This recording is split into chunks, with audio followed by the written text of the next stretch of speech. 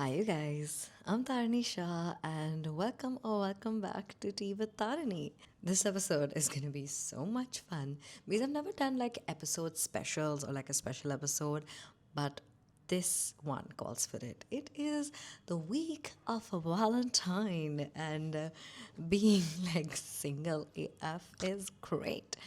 But apart from that, I am a person who loves talking about love. Like, I love love. Every time I see love around me, it makes me happy. Every time I read about love, it makes me happy. Every time I watch a movie about love, it makes me happy. Love in totality just makes me happy. And well, I just wanted to take up on the opportunity to talk about it and share my thoughts with a few little lovely people because while reading about love and watching movies creates this beautiful perception of how love is going to be in your 20s, love is nothing like that. Like in reality, it's not a movie, it's not a dramatic love story with a sad, happy ending. No. It is just most of the times either dramatic or boring and mundane, but beautiful. So I read this somewhere that we as humans would invest our time in so many other things, right? Our work, our businesses, our families, our friends, but we will never spend enough time on finding the right partner, the person who's going to witness the rest of our life with us. We do not spend enough time or are not critical about making that decision at all.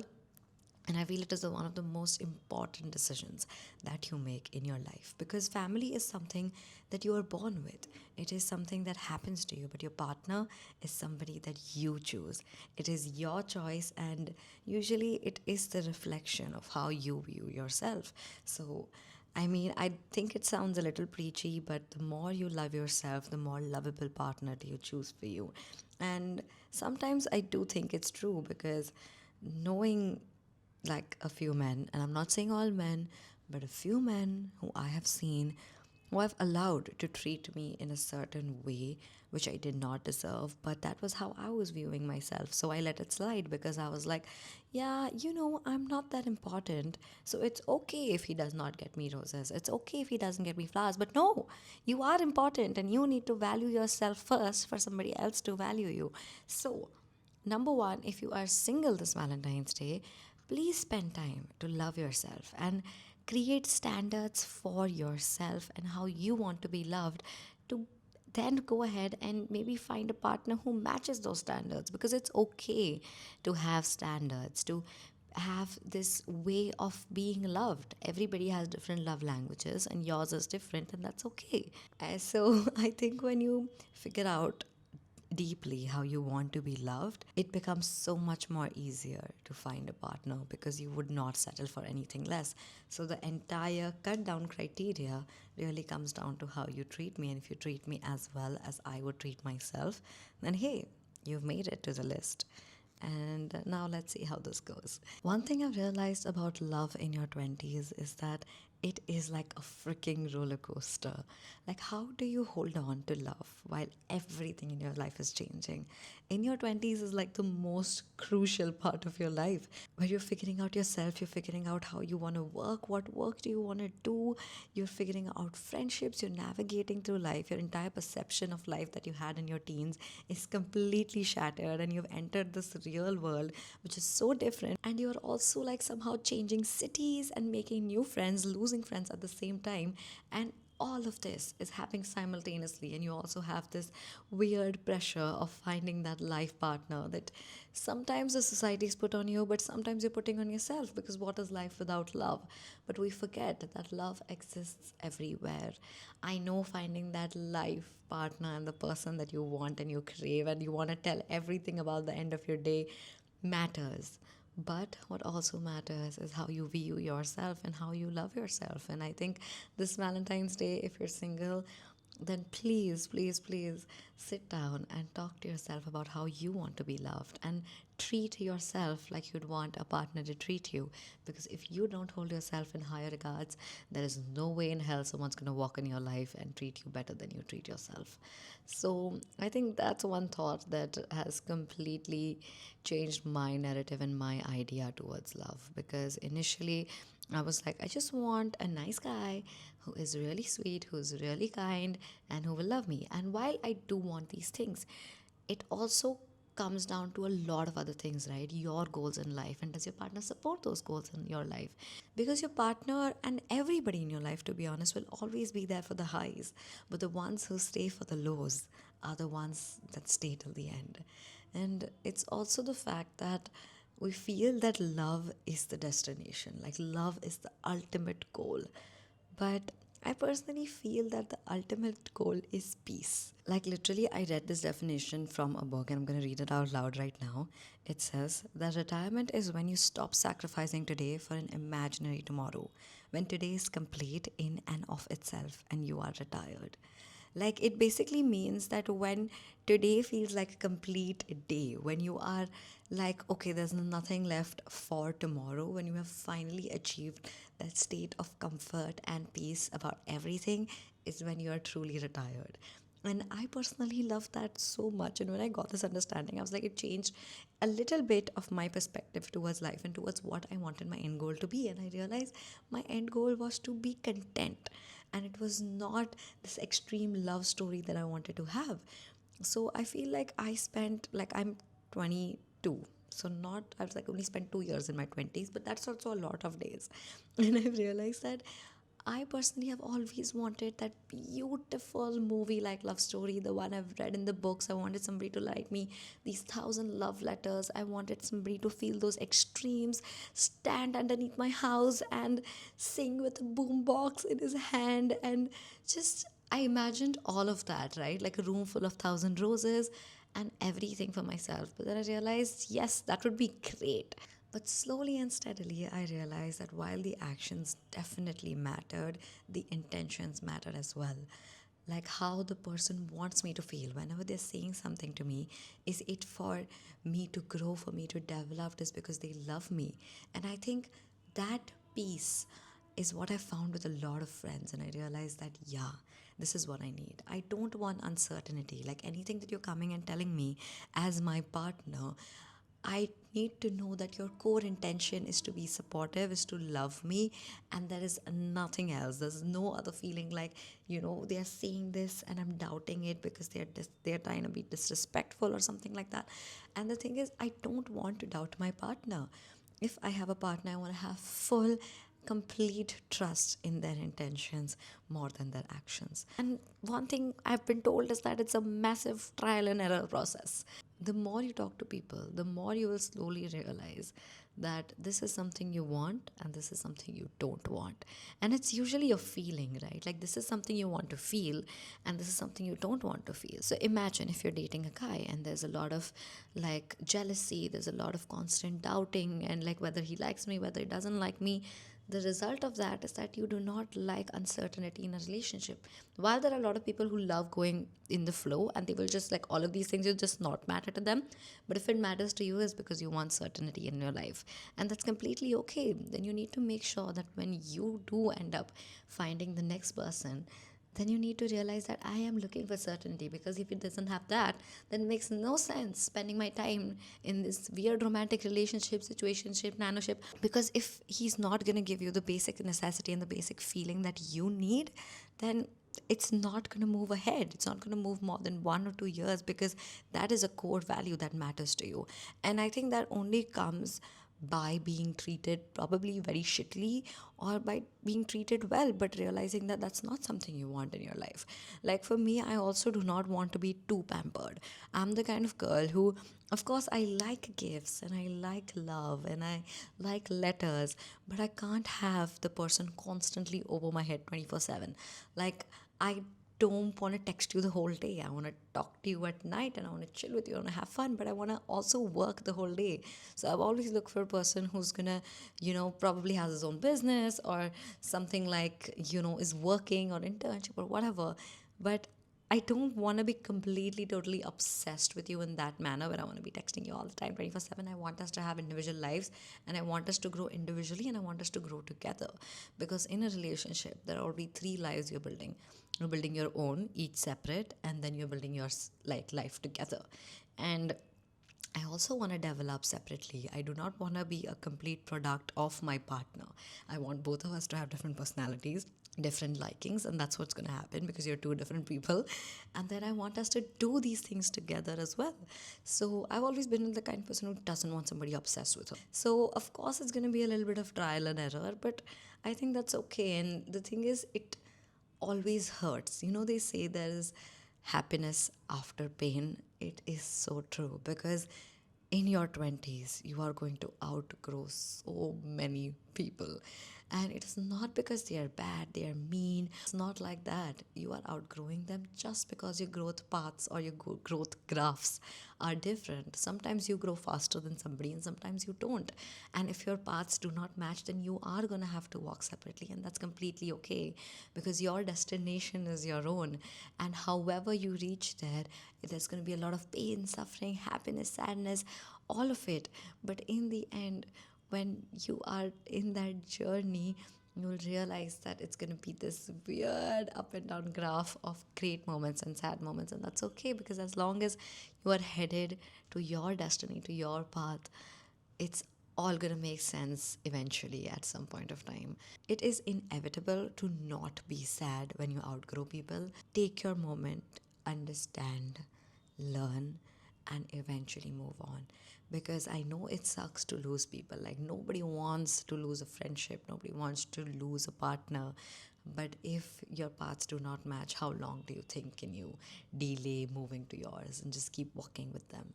Okay, I've written down the 3 lessons that I have learned in love till now, and I'm gonna talk about them now. So, number one is you can't build a healthy relationship without a healthy relationship with yourself. And this is basically something I've already spoken about in this podcast, but I want to really have a little segment over here because if you do not love yourself, if you have a lot of insecurities, which all of us do, by the way, at some point or the other, we all have a lot of insecurities about ourselves and certain insecurities that have been instilled in us either by society, either by our upbringing, and it's completely fine. It is something that everybody has, and it is nothing to be like completely distraught about. Even if you have it, it is okay. I have it. I know a lot of people who have it. So if you have it, just know that number one, it is completely okay. Number two, there is nothing like I can fix him or he can fix me. So you do not want somebody to fix you. You want somebody to be with you. You want somebody to share those perfect moments with you and also the imperfect moments with you. You want somebody to share with. You do not want somebody to fix something that's broken, and neither should you go and fix something that's broken. I know we girls love doing this entire, oh, I can fix him. He's hurting. He is going through this, and I will fix him. No. Honey, he's going to fix himself. And you are going to be supportive. You're going to be understanding. You're going to help him out. You're going to help him navigate. But the main hard work is going to be done by him. And the same goes for you. There is no fixing in a relationship, there is support. So truly go ahead and try to find out who you want to be and heal yourself because nobody can do it better than you because nobody in the world will ever understand who you are and who you want to be more than you know. So, no fixing, we don't do that here. Next up is timing matters, and this one I hate. And this is the lesson you get when everything's working fine except the damn universe clock. I would like to say that this has happened to me, but I'm not so sure. Because like I've never like really dated somebody. So I live in my own delusional world. But I do live my romantic life through other people and their relationships. One thing I really remember is that when two people love each other, right, fully, but they are in different phases of their life, right? Like somebody's growing while somebody else is completely stable. And even though they love each other so much, it sometimes just won't work out because what you need in that moment in your life, and I'm not saying it's going to remain the same way forever, but what you need in that moment of your life is something that you won't be able to change. And if your partner, even after communicating, even after talking it out, cannot match what you need just because of the fact that you're in two different phases, like it will just not work out. Imagine somebody's okay with a long distance relationship, but the other person is just not, because in this moment they want that physical support, they want to go out on dates, they want to keep doing that. It just won't happen. It just won't work out, and that is okay. Like it hurts like shit because there is nothing wrong. Like there's literally nothing wrong. Y'all love each other, y'all are really nice to each other, and it all is like working perfectly in your head. But in reality, there are these certain needs that a person has in every phase of their life, and unfortunately, when those needs cannot be matched and timing plays a role, it won't work out. But then वही हो जाता है ना कि if two people love each other, they'll always find their way back. And what I want to say from this is that it is the hardest lesson that anyone can ever learn, and I wish that on nobody. Truly, I don't think, I hope this doesn't happen with anybody, but I know two people who found their way through it. Like, they were dating and then they broke up, and then a year later they started dating again, and then 3 years later they got married. So I'm just saying that even though it feels like the universe might not be on your side, but maybe it's just for some self character development. It's all happening for some character development. It's not because the universe is not on your side, but it's just because you need that pain, hurt, and guilt and all of that to become the best version of yourself. At least that's what I tell myself constantly, so that I can deal with all the pain of this. But yeah, unfortunately, not fortunately, timing does matter. And I hope this never happens to anyone. I hate this lesson. Like, this is like even when I was writing about this, I was like, why did I have to talk about this? The last lesson that also came as a shocker to me is that love should feel safe and it should make you feel seen. I think I've always felt that love is supposed to be this chaotic, dramatic, entire showdown of love and actions and words said to each other. And I always thought of love as this grand, amazing feeling all the time. And while sometimes it happens and it feels great, but love overall is meant to feel like home.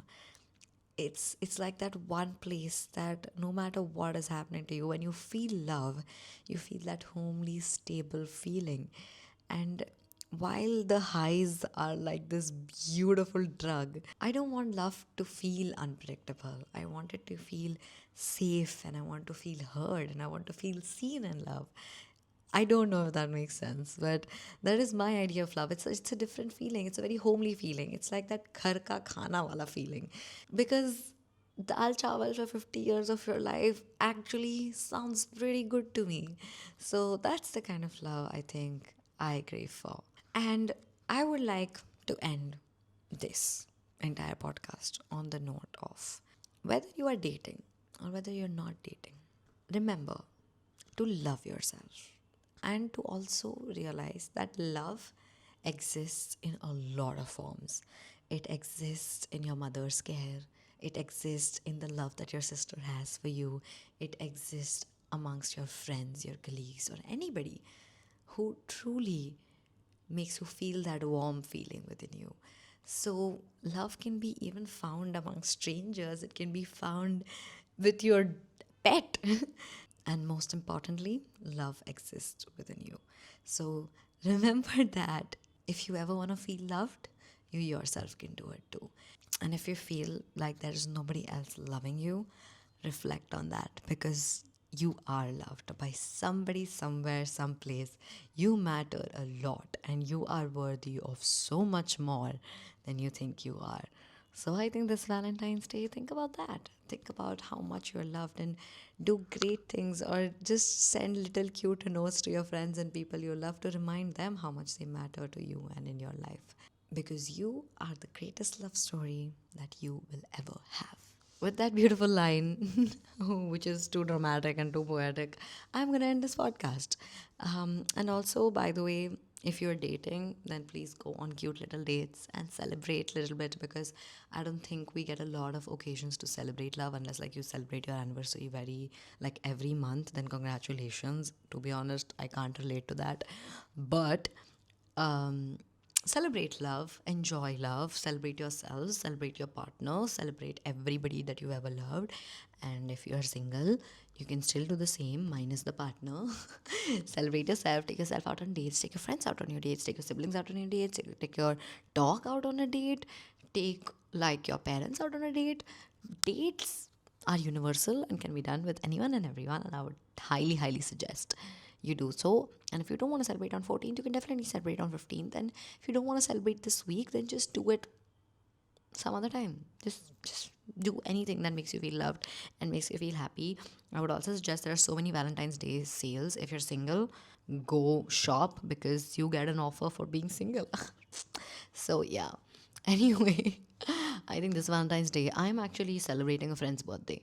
So yeah, I'm just gonna celebrate with a bunch of friends and we're gonna really enjoy. और हमारे जो group में जो couple है उनको भी हमारे साथ रहना पड़ेगा तो उनका अलग से वैलेंटाइंस डे नहीं होने वाला है. So sad for them, great for us. Okay, that's it for the podcast and we're coming to the end. But what do we do every time we come to the end of the podcast? We talk about what made me happy this week. And what made me happy this week is that I self-isolated myself for the entire week. And I really, really enjoyed that. I think went out like once for like a work event and that felt so extra and so amazing. And I was like, oh my god, I'm going to dress up so well for this event because it was just one event that I've attended in like the entire span of 2025 till now. And that made me so happy because then I have really gotten back to getting excited about going out, because for me it had become like a job, so I wouldn't be excited about going out, but now I'm excited about going out again. And yeah, I also spent a lot of time working on myself. I read a book, and I've been editing a lot of stuff, shooting a lot of stuff, so I've just been working a lot more and I'm really happy about that. So yeah, I think that's what made me happy this week. Tell me below what made you happy this week. And yeah, that's it for the video. I really, really hope you liked it. I really hope you enjoyed the podcast. And you are. I forgot how to end my podcast. Okay. Anyway, thank you so much for watching. I'll see you back here very, very soon. And yeah, I'm Tarinishah. You're listening to Tea with Tarini.